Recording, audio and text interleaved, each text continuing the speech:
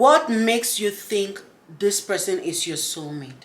What about this person makes you think that the person actually compliments you? I don't know what I do without you. Yeah, yeah. Baby, would you give me your hand, and let me watch when you smile? Hello family, welcome to Really Love. On this channel, we talk about relationship matters, we talk about skincare and some healthy lifestyle. So today we'll be treating this topic, and we'll be talking about knowing your soulmate and avoiding a soulmate's feet. But this topic, we are going to be treating it as a series because it is way too long and I don't want you to retain and lose what you've retained so far. So for that reason, we'll be treating it as a series. So today we are going to be talking about this topic because I have come to realize that so many people turn to end up with the wrong persons, and down the line in the relationship, maybe a few months down the line, you start feeling like you're in the wrong place because in the first place you were attracted to this person maybe just because maybe from their looks or the way they dress or something they did attracted you to them, and you felt like that was your soulmate. And later on down the line, you discovered this person, you were just attracted, it was just infatuation and not actually a soulmate, like you're meant to be together. So sometimes we see somebody and we feel like we are just meant to be together, we are meant for this person. So experiencing this feeling doesn't actually make that person the right one. Like when you start developing those feelings for someone, it doesn't make that person the right one for you.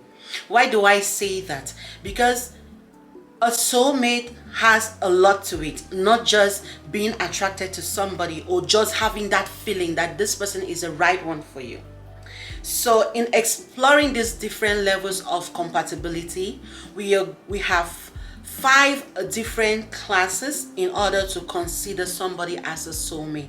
So I'm going to outline this and then we'll treat them separately down the line. We have to consider the physical, mental, emotional, social, and spiritual aspects.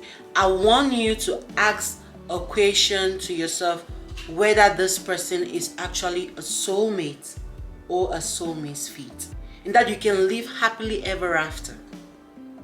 I'm not saying a relationship just goes smoothly without any difficulties or any problems down the line. We should have those problems down the line, but not to an extent of breaking up or staying for hours without talking to each other. Because I believe if you love somebody, you can go a second without talking to that person. Even if you have your differences at some point, you should try as much as possible not to let your problems extend to an hour or even hours or days or months. That means that person wasn't actually your soulmate, because if the person was truly your soulmate, you wouldn't want to bear those grudges for so long, or you wouldn't want to like make that feel like that person irritates you at the sight of them. No, if somebody is truly your soulmate, you can go hours without talking to this person. Like, even if you're at work, you want to send them a text, you want to call, you want to check on them how the person is faring. So that's why we really need to consider all this that we are going to be talking about to be able to tell if somebody is truly a soulmate or is a soul misfit. We are just infatuated by this person and we feel like it's the right person for us that we're willing to spend the rest of our lives with. So first, we talk about the physical compatibility. This has to do with whether people and feel physically and sexually attracted to each other. This has to do whether people feel that chemistry, that ignites that love, that feeling that you feel for each other. And also if they are physically, it has to do with your looks now, physically and sexually attracted to one another. And not also forgetting our families, both families compatibility, because people who tend to grow from some background tend to behave differently from people who tend to grow from some background. Even though in rare cases people from completely different backgrounds can still make a good couple, can still make a good, can still end up being the soulmate, like lovebirds. But in most cases, it is hard because the way I was brought up and the way you were brought up are not the same. And the family beliefs, what the families actually believe in sometimes is totally different. So most of the times we have to put these things into consideration because people tend to ignore them, and then down the line they feel that is coming back to hurt their relationship. These are some things that we are not supposed to ignore at all. We are supposed to actually consider when you're planning on making somebody a lifetime partner or considering somebody as your soulmate. Like you want to wake up every single morning beside this person and everything, every nasty aspect of this person, if you're willing to endure. You have to be truly attracted to this person physically, and it doesn't only end with the physical looks, because sometimes looks are not actually what the person is. Somebody might look really pretty, but down deep there they're like a demon, and you can't judge somebody you want to make your life with based on their looks. No, looks are deceitful or can be deceitful sometimes. Even though some physically attracted people turn out to make the best partners in relationship, but it's rare.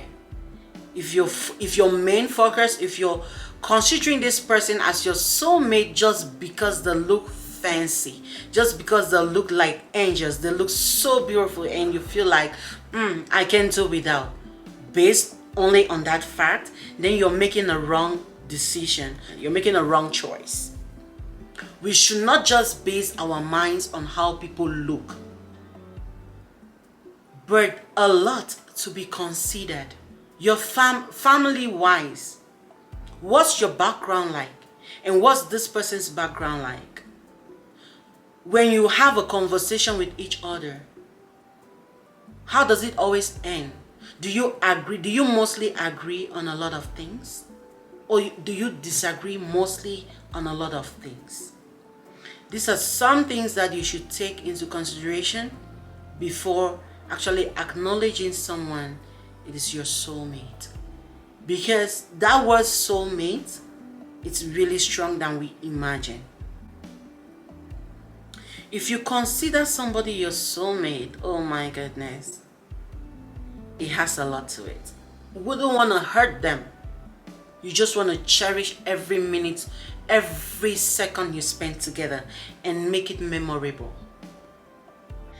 Basing our mind on the physical attractiveness of each other can really create an imbalance in a relationship, because this turns to give the other party who is more attractive than the other more power, therefore creating an imbalance in the relationship, because down the line it's gonna hurt the relationship, because you feeling more attractive than the other person tend to treat the other person less, like you don't treat them the way they deserve to be treated in the relationship.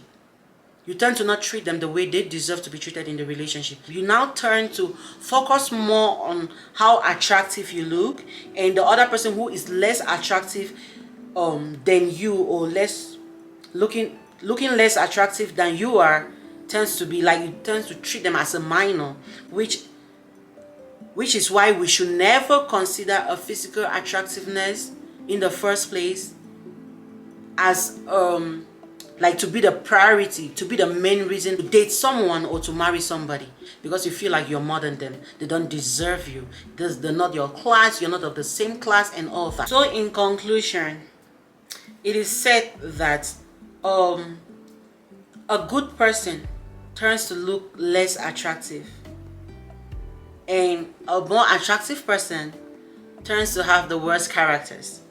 So this is to tell us that basing our mind just on the physical attractiveness of somebody does not make that person the right one for us, does not make that person the soulmate we dream of having or dream to have in the future. So that is why we should never ever base our minds solely on the physical aspect to consider someone as soulmates that we wish to marry and sleep and wake up beside them every morning, or to date someone just because they look physically attractive. Thank you, family, for stopping by. I appreciate your time. Please do well to tell me what you think about this topic or your own opinion in the comment section, so a lot of us can benefit from your own ideas.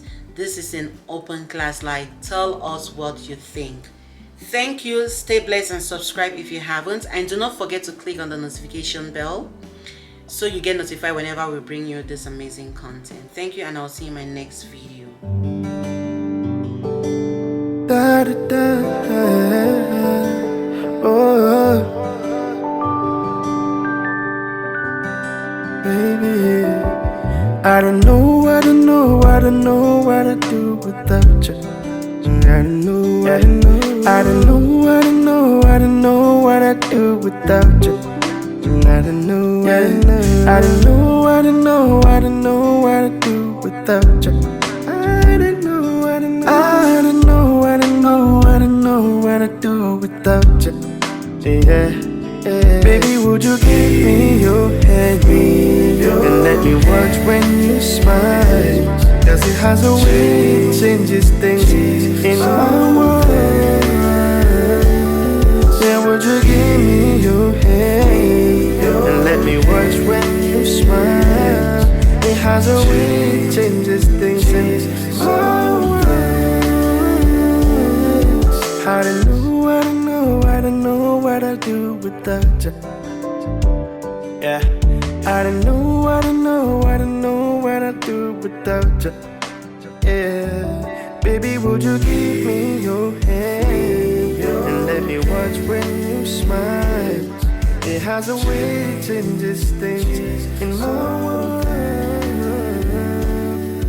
Would you give me your hand? Give me your hand and let me watch when you smile. I don't know.